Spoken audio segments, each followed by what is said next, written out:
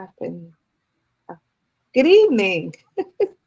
Good evening, everyone, and welcome to this week's edition of Sisters of Legacy. We're going to run our intro and we'll be right back.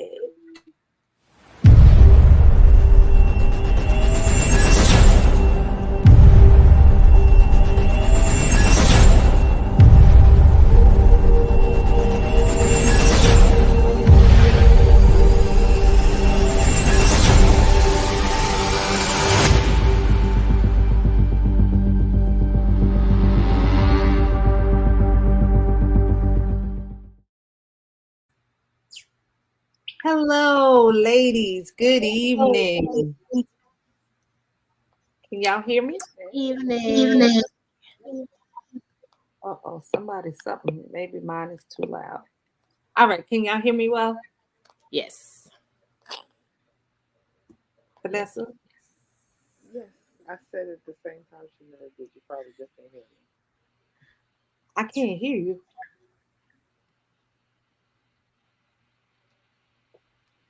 Can you hear me now? It's Tiny. low. It's very low. Maybe I just need to talk louder. Is that better? There you go. Okay, so welcome, ladies. So how are we doing this week, Vanessa? It's been a minute. How's your world? Oh God.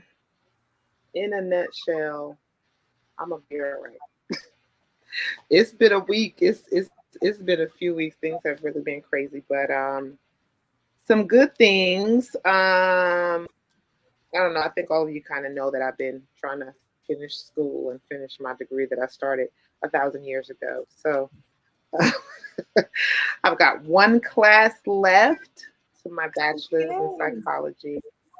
And so it was exciting to get accepted into a school so I can take this one last class and close up another item off of my very long and old to-do list. So that was definitely pretty exciting for me, and to actually go into my student loans, which I never look at, which I never check, because it's just too much. It's overstimulating to my mind how much money I owe.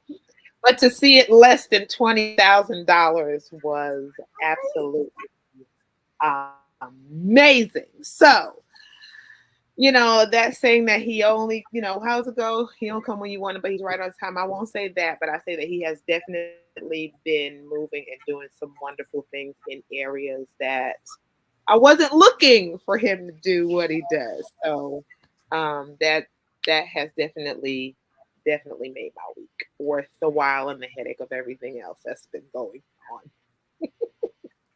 Well, that is good. Congratulations. Way to go.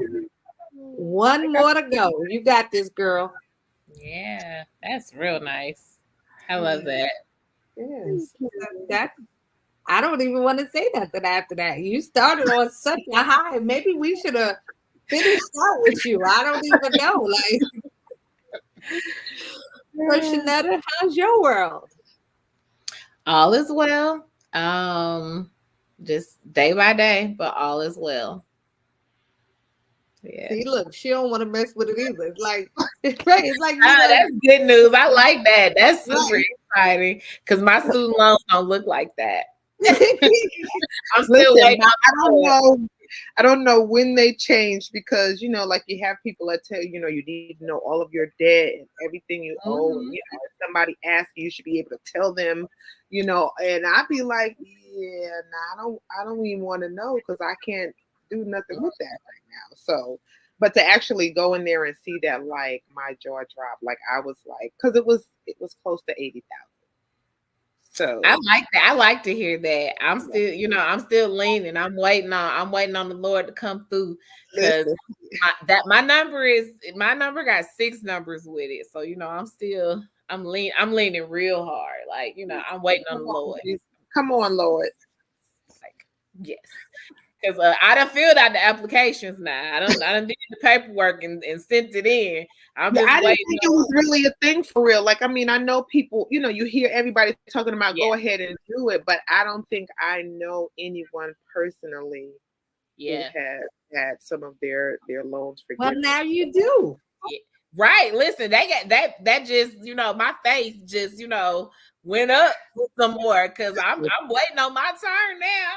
Oh God, he could do it. Listen, because I definitely wasn't expecting that. These have been, when I say some trying weeks, like I have been going through the ringer, and to finally, like I said, it wasn't definitely nothing I was looking at, anything I was really interested in, Lord, you could do some other things, but it was good to see that. So yes, Well, that is that is definitely encouraging. So yes, I love that. I love oh, it's that. real, guys. You know how they do on Facebook. Listen, there's this thing that the government is doing. There's one thing that I can say for sure is real. I don't know about that 6,500 and all that other stuff. Yes. that is wonderful. Always great to hear good news, and I am so excited. I can't wait till you get that degree in your hand, girl. Can't wait. I'm so excited for you. That is a wonderful thing. When they say it's never too late, it is never too late. Don't matter when you started, long as you finish. So that is always a great thing. So I don't know however many weeks it's been since we've been on and I will take the blame. It is me. Don't blame the ladies. I am unpredictable, Patty. I know I am not the only woman that has ever had kids. I realize that, but I promise it's just one, and it's just one of them. The one teenager I got, she is taking me through the ringers. Now she is the sweetest thing, and she excels at so many things, but that just means she's ever so busy. And life, I love it. yes, and she is the kid that you have to show up for. Because if she looks and does not see mommy, then all is wrong with the world. So that does cause for me oftentimes not to be able to put my face on the screen. So y'all be patient with us or with me because it really is me. But I'm trying to do better. I don't know. My little gumdrop is just so special. But the last time we were on, I believe we kind of talked about forgiveness and reconciliation, something along those lines. We talked about, and why don't you see me? Am I not on? I'm sorry. So I kind of wanted to kind of continue in that same general kind of area and talk about just a different side of it, like perception versus accountability. And just to give you a little background so you understand kind of where I'm going. I don't feel like, and I'm sure I've said this before, I don't feel like everything is a personal thing. Like, sometimes we kick people to the curb because we feel like, you did this to me. And I don't feel like everything is always you did this to me. I feel like sometimes people, it is just a part of who they are. Now, does that mean that you should excuse it? No, not necessarily. But I do feel like we don't always evaluate that side of it. Like, is this my perception? Am I perceiving this? Like, how sometimes you be with somebody and I don't know, maybe they said hi, or maybe their hi was like, in passing or whatever, and you kind of feel slighted, and you be like, well, she was kind of stink, and you walk away and you may not really give it a lot of energy. Like, you don't really think about it, but you'll pick up your phone and be like, oh, I was gonna, you're like, because last time I saw her, she was stink. And and you going about your business, not maybe holding a grudge, but you put it to the back of your mind. And then the next time you see that person, you kind of won't speak. You just keep doing whatever you're doing. And they be like, oh, what's wrong with you? And you like, well, last time I saw you, and a million things could have been happening in that day. Like this was going on. I was busy. My mind was somewhere else. Like I didn't even really realize you. but your perception of the situation is that she wasn't trying to kick it with me, or you was trying to give me attitude, or you was being shady. And so I often think about that. Like sometimes things are really, our perception on the situation, and not always this was done to me. Like we aren't always the victim. Like somebody's not always doing something to you. And I know those kind of people, because we all know those kind of people. Like if you talk to them, it was hey Monica, how are you? Hello, husband. When you talk to them, it was their baby mama, it was their brother, it was their best friend, or they left 3 jobs because ain't no man gonna tell me, like, and every time you talk to them, it's somebody else. Like, they never take accountability for whatever their actions are, or sometimes it's inaction. So I kind of just wanted to dig into that side of it and see where you ladies stand on that. Is it hard for you to take accountability in situations? For me, I don't think accountability is necessarily hard. I think it's understanding someone else's perspective that Okay. gets a little I guess difficult from time to time. I've had a situation, and I was just listening to kind of like some of the examples that you were giving. I had a situation not long ago where someone's perception was that I was treating them a certain kind of way. Mhm. And it was their perception, and it wasn't like that. But because they felt like I was treating them away, I felt like it was my responsibility to take accountability for that, and not necessarily even say like, well, I had a lot going on, because maybe what I had going on is not necessarily your business, but I Right. apologize for the way I made you feel. I Okay. apologize for making you feel looked over, or making you feel like you had done something to me. So like the person has said to me, like, I guess it had been a couple of weeks, maybe I hadn't spoke to them.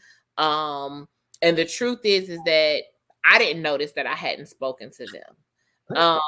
But they noticed that I hadn't spoken to them, and they were like, "Did I do something to you? Are you mad at me?" And I was like, no, because now I'm like, why are you asking me that? Like, what I do? And they're like, you haven't spoken to me, in this amount of time.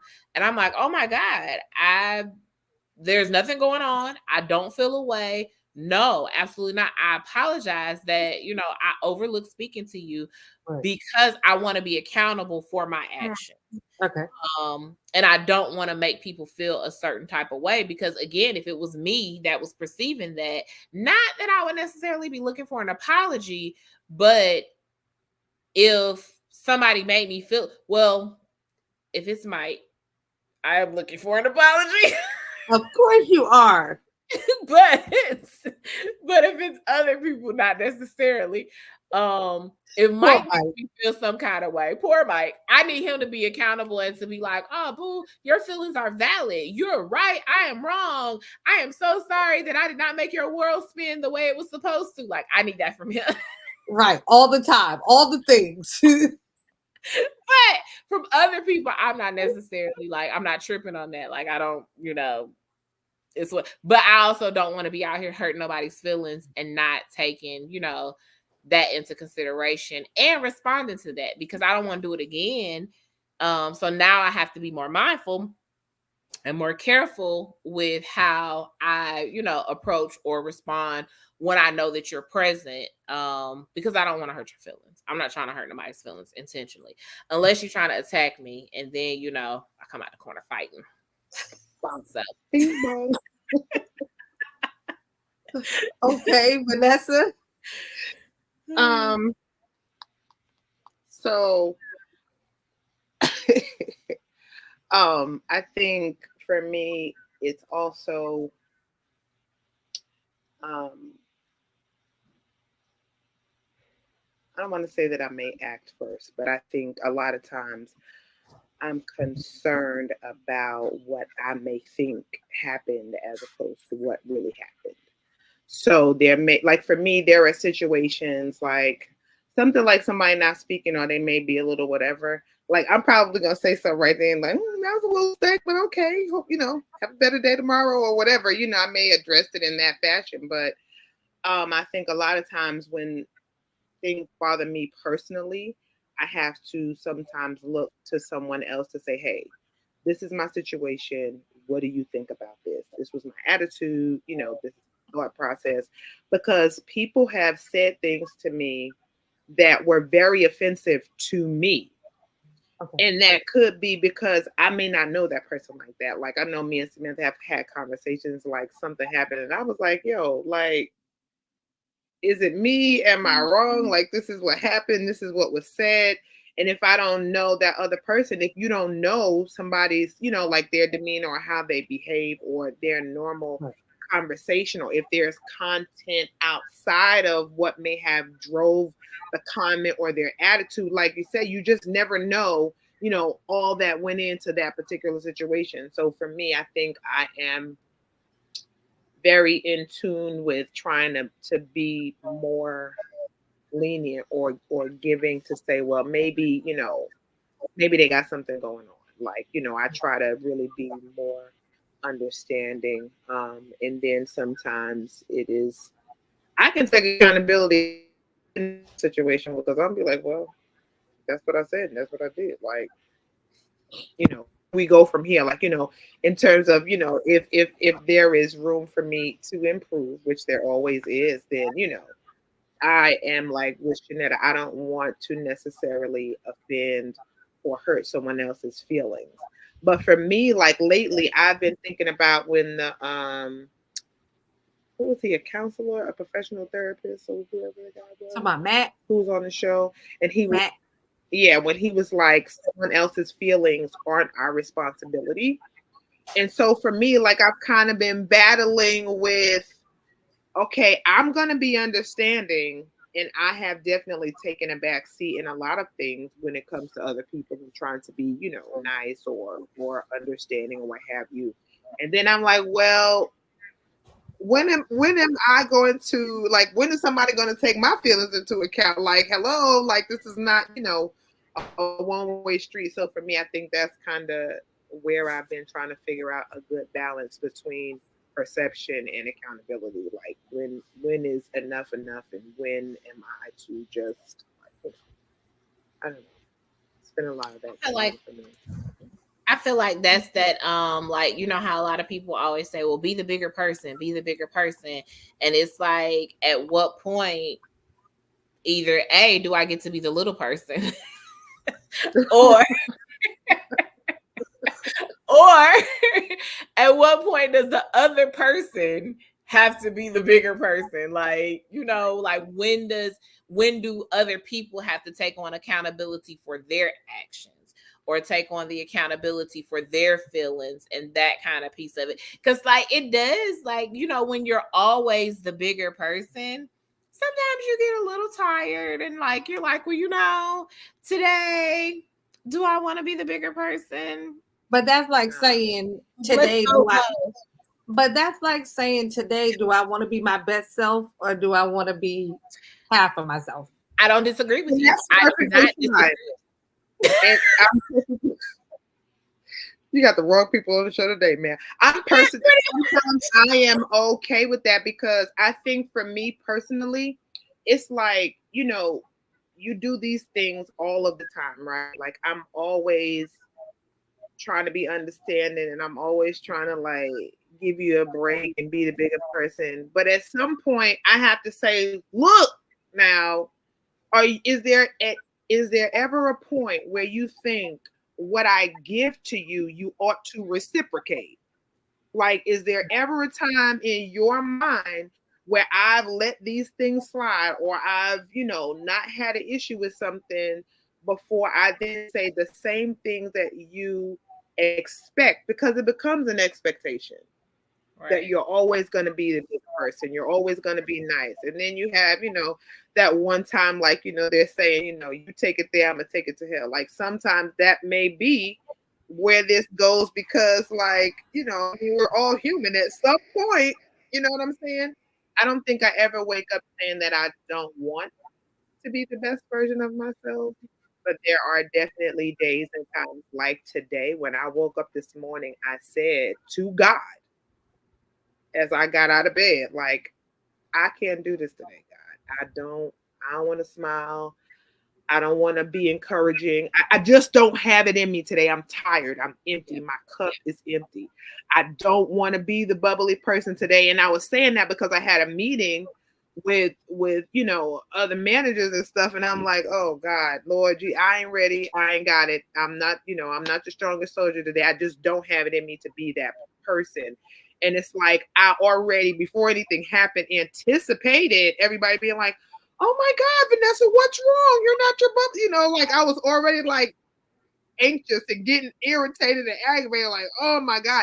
And I haven't even left the house yet. But again, that's because I know the expectations. Like when people see me, they already know, I'm gonna be bubbly, I'm gonna be, acting up, talking crazy, or whatever the case is. Like those are the expectations. So when I'm not there, like it should still be okay for me to be, not that person, but they, it's like, oh my God, somebody needs to check on her and see, if she gonna make it, because I don't know this person. I mean, I think that you very well can still be the best version of yourself, but still voice your opinion. Like, I don't think being the bigger person always, because in some instances it does mean remaining silent, but I don't believe that that's always the case. I believe that there are plenty of times where, yeah, I very well can say exactly what I think and still be the bigger person. That doesn't mean that I just lay down and let you walk across me because it makes you feel better in that moment. I think that, and sometimes I think that's what we allow. Like we just, lay all the way down and just let it roll right over us, and you're right. Eventually, you're only going to step on my foot so many times before I elbow you. You know what I'm saying? Like, because that's the natural part of it. I think you have to find that middle ground where, I still am the adult, I'm the bigger person, but this boundary is still going to be in place. Like, yeah, I can be the bigger person and I can forgive you and we can move forward, but this is what you need to understand. And we're going to take this and we're going to hang it right here on this wall. So every time you come, hey, buddy, it's still, like this boundary is still in place. I love you and all those great things, but I think sometimes where we miss the mark is that we don't put a hard boundary. We don't have that hard stop in place. So we always feel like we getting steamrolled because we don't have that hard stop point. I think that's where I think it's our responsibility to hold other people accountable for their actions. Right. So it's on us when someone is not constantly being accountable and you're constantly having to step up and be the bigger person, or step up and be the one that's responsible, or be the one that's in charge or takes charge when someone else should be doing a particular thing. I think that that's where it's like where you have to hold yourself accountable to hold them accountable. It felt like too many accountabilities or too many. No, I totally understand what you're saying. I saw it was some preacher. I don't know. It was like a sermon excerpt where he was saying, a lot of times you ain't really mad at the other person.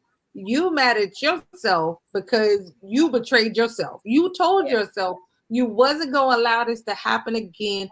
You weren't going to loan them money again. You weren't going to do this again. And then you did it. So now you hollering and you're screaming and you're angry or projecting your anger at this person, but you're really upset because you betrayed yourself. You betrayed the promise you made to yourself. And I think sometimes, like you said, we have to, keep the promise we made to us first. Like, I'm going to start holding people accountable and do that. Like, okay, yep, you said this and this is this and this is that, but this is the way it's going to be. So, we can move forward, but this is coming with us. Right. Like, no matter, how many steps we take forward, this is coming with us. And I think we have to, like I said, we have to have that hard sticking point. Like, yeah, holding ourselves accountable, but sometimes the biggest thing is holding other people accountable. Like, this is what you said, and this is not what you did, and it's okay. You didn't do it because, I don't know, the dog was sick and all these things. Like, I got that part, but I need you to understand, you still didn't follow through. Like, I think those things are important sometimes, to say to people. I would agree. I would agree. Yeah, like I don't, what is it? To thy own self be true. Like, sometimes, you gotta hold that pinky swear, make yourself a pinky swear, and hold on to that. Like, listen, how do we keep getting steamrolled? Like, girl, what are you doing? And how do we stop this from happening? I can't blame other people because I'm not putting boundaries in place. Like, I can't blame you that you owe me $400 back when I just kept giving you 50 and 50 and 50. And you know what I'm saying? Like, and at no point did I think, let's stop this, even though I said the last time, I'm not giving her money no more. And then she called and you give it to her again. So, like, are you really upset with them, or are you upset with yourself because you didn't do what you said? Yeah. I would have to say that it is definitely time to make sure that we begin to hold other people accountable for the things that they do that fall short, and we're recovering for them. I think that's important. I definitely think that's important. Or we can just start watching them, You said watching them? Yeah, just sit back and watch. Sometimes, maybe not say anything. Maybe we just need to sit back and just let some stuff happen and let you, instead of like trying to catch you all the time. Oh, right. Okay. Let you Yeah. walk off that cliff. Go ahead. Go do that. You got to take off that Captain Save a whole thing and put it down.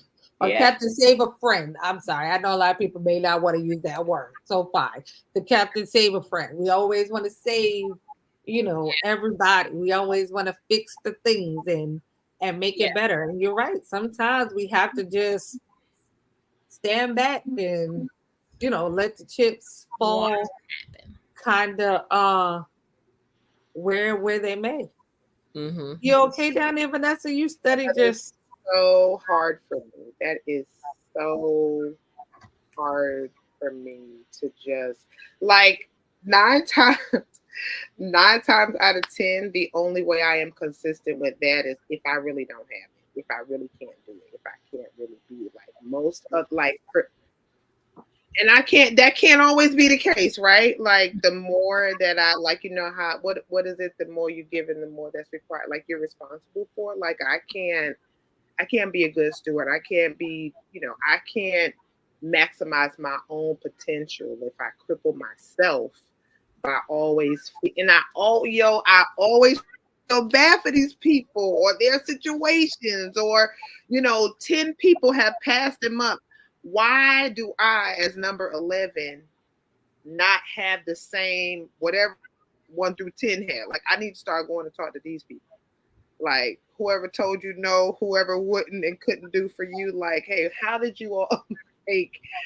For me, like, I'm getting better. I am getting better, but that is still some morals and values. When you talk about, learning a lesson the hard way, like, I have literally been a short bus rider in this situation. Like, and like, you've been around for years. So you, like, so much to the point where I feel like even now, currently today, what is it, September 5th? Currently today, I feel like everything in my life has come to a complete and utter stop.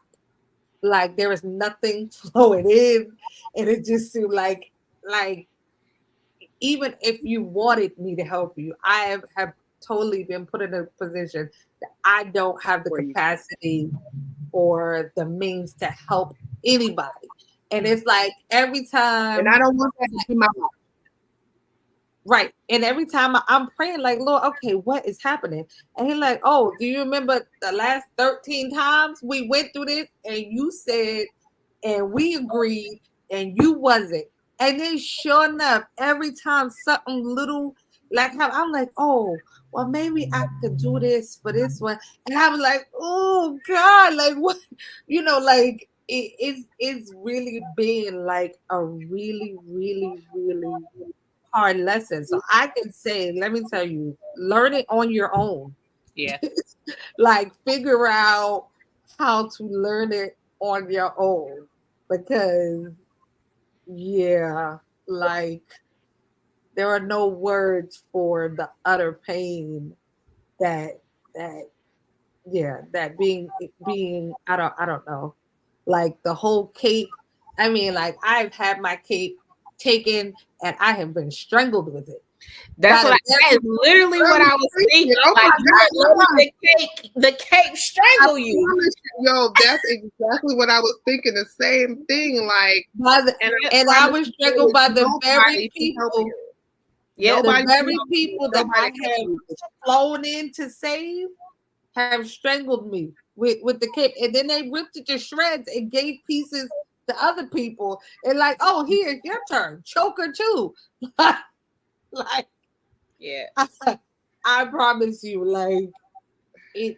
Yeah, it's one of those things that when you allow yourself, or when you step into that position, because I'm not even gonna say allow yourself to get in that position, because a lot of times we have stepped in that position. We have become that person for everybody willingly. And then we looking for them same people that we caping into to, you think at some point they're going to pick up the cape, and no, girl, they don't. Yeah. I think we have to learn that we can't save everybody. We can't fix every situation for everyone. And that's the hard part, is when you naturally have the heart to kind of be the savior for people, and I use that term loosely. I think that we often find ourselves in trouble because you're always, instead of holding people accountable for what they should be doing for themselves, you're always running to their rescue. You're always going in and saying, I can do that for you. I can fix that for you. I have a solution to this problem. I have a way out. And they've learned to lean and depend on that. And meanwhile, you're exhausted. You're tired. Absolutely. You're worn out. You're down to your last dime. You're down to your last little bit of nerve, your last little bit of energy, your last little bit of everything. And they don't even see it. Because when they look at you, they see this glorious thing that they can always run to for everything, instead of teaching them, what's the saying? Instead of giving a man fish, teach him how to fish. So something like that. I think it's important that we start, the people who lean, and I'm not talking about like our small children and that kind of stuff, because they're supposed to lean and depend on you. But when there are people constantly coming to you and using you as their source, not even a resource, they're using you as their source.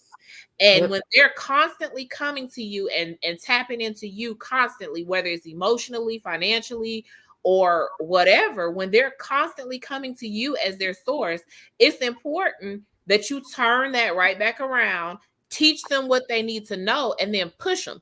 They got to go do it themselves. Like they talk about the birds in the nest, how the birds kick them out the nest. They just going to push them out. You're going to fly or you're going to hit that ground. You're going to need to figure it out on the way down, though. Here. No. So I had just recently, I had somebody texting me on my birthday. Had no idea it was my birthday. Texting because they raggedy situation is just as raggedy as it was however many years ago. Not a happy birthday. Probably still ain't got a clue that my birthday done came and gone. And the crazy part, like, I'm not even a birthday person, so like I don't really care. But I'm just like, Like, meanwhile, my response would have been like, your rude self, today is my birthday. It is my birthday month. And do not ask me for and I'm like, yo, the crazy part is you kind of get to see how you could be so insignificant to somebody and so essential all in the same breath. Yeah. Like, you need me so bad, but I am so inconsequential to you. Right. That you know, the basic things, you know, don't even matter. And that's crazy. Right. Like, you don't even have enough care to care about me while you're asking me to care about you. Like, Absolutely. Can it be, you know, a reciprocated relationship? Like, can it work both ways? Can you love me as much as I love you? Can you care for me as much as I try to care for you? Yeah, maybe you respond to my needs differently because you don't have what I have. You don't have Absolutely. the resources that I have. But like, I think that even, and when you're in a relationship with a friendship or, you know, whatever, where you're needing something from someone, you have to learn how to care about the person behind the need. Oh, and you should. You definitely should. You absolutely should. And I don't know. And it has to be a genuine care and not a care because I need something from you. Because, like, I don't think I want your, hey, good morning, how are you? When you don't really care how I am, you're using that as a pass key to get to what you want. Yeah, probably because you ain't talked to me in weeks either. Right. All of a sudden, what? Wait for the next take. Bet you they're gonna ask for some money. Bet you they need some gas. Bet you they need something you need. This comedian last night, he was like, you know what I hate? When you loan somebody some money and you see them out doing something and you be like, I know they not on Facebook posting in a new outfit or new sneakers, or you see them somewhere buying something and you owe me $20 or whatever the amount, and they be like, oh, that little bit of money? Wait a minute. It wasn't a little bit when I loaned it to you. Right. It was essential when you needed it. It was essential when you needed it. I'm telling you, like you said, that care, and like I said, for me, it's like I am making excuses for you. I am saying, well, maybe this is why they behave this way, or this is their thought process. And I have to shake myself sometimes and be like, well, wait a minute. That's not even you. You don't know what the issue is or what the problem. And if they're not discussing that with you, then you've already taken this too far. And you feel obligated to do whatever it is you're doing because of all of the thought that you put into something that the other person has not done at all. You working harder than they are to solve their problem. Right. But still, like, and that's where it comes with the accountability. We gotta hold ourselves accountability. Accountable too, because like I said, she, you know, the house was on fire, you know, it was burning and she was needing help. And I didn't even bother to say, hey, fool, you know it's my birthday? Or can we start with a happy birthday? Or can you pretend like you know anything about me? Like, anything, just little, no, okay. Like, you got nothing. Right. But it's on me though, because like I said, you know, like you gotta have those boundaries in place. Because for me, like, you know, you ain't called me in, I ain't heard from you in maybe about a year. But as soon as you having a problem, now you call me. How does that work? Now and then you just keep calling now because well, yeah, but it you know, it really is obligated to stay in touch. You good. I'm okay. Don't even bother waiting another 365. I'm okay altogether.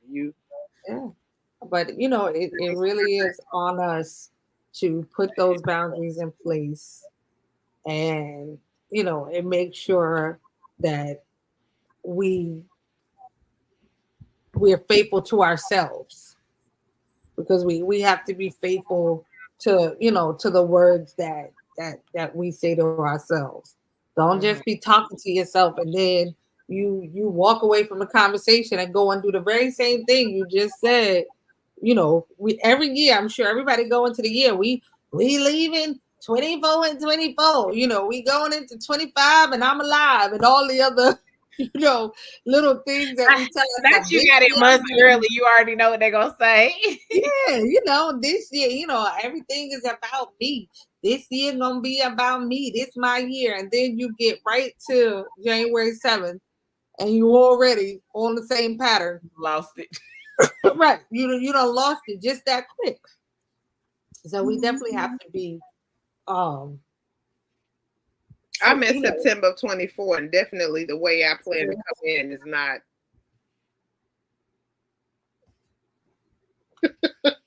I know I don't know what I said in the beginning of 24. I'm certain it wasn't this. I went to like I don't even I try not to do the new year, new me, whatever. But still I'm sure whatever I was thinking in January is none of that is anywhere looking anything like what I'm looking at these days. Yeah. I'm almost 100% positive because I don't do the resolutions either, but no, I was pretty content. I be trying to stay in my little box of comfort anyway, so that's probably my biggest issue. I'd be like, my little box is comfortable. Why would I leave it? Why would I do something different? It's comfortable right here. Yeah, you're in your box.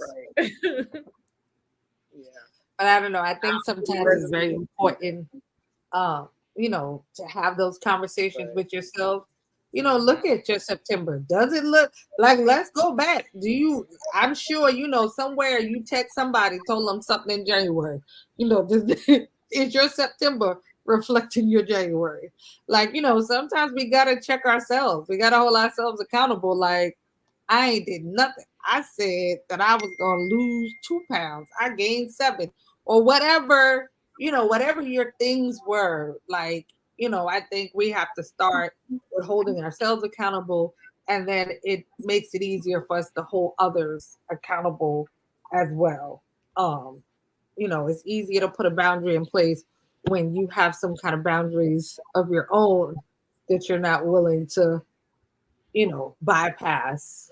So I think it definitely has to start with ourselves, and then it's easier for it to be displayed in our other relationships. If your relationship with yourself is solid and you're holding yourself accountable and you're looking at things from all sides, it make it easier to have healthy relationships with other people where there are boundaries in place and where you can hold them accountable and where you can be honest with them and where you can speak your mind and still have relationship. Mm-hmm. So ladies, did you have any last words? No, I think that was good. Okay, well, we definitely cannot end, being that all of us are Georgia residents and all of us are parents. And Chanel, you do work in the school system.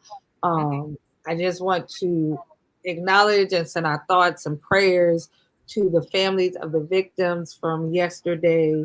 To be honest, to the whole school district and the surrounding ones, because when something like this happens I'll just say in your state, because where I live is maybe like 30-40 minutes from where this happened, but it has reverberated all the way into our county.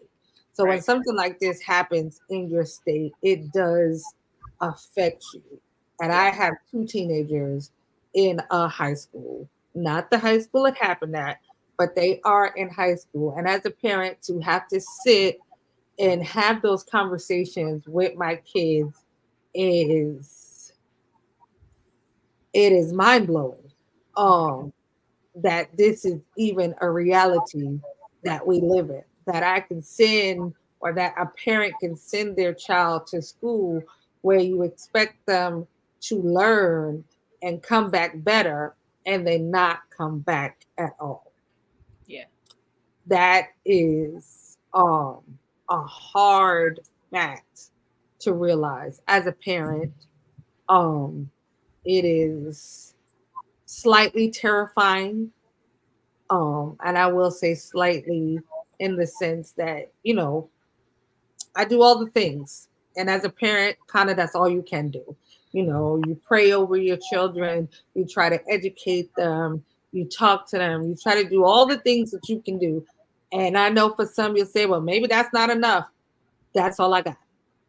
So I'm going to continue, to do all of the things as a parent that I can for my children and the children that are in my community, so to speak. But I think that, that's kind of all we can do as parents. Shanetta, being that you are an educator, is there anything you want to say? Not much that I would say other than my heart definitely goes out to all of the families of the victims and all of the families in the community who have to have talks that are a little bit more difficult than those that were not really impacted in proximity, because those conversations are hard.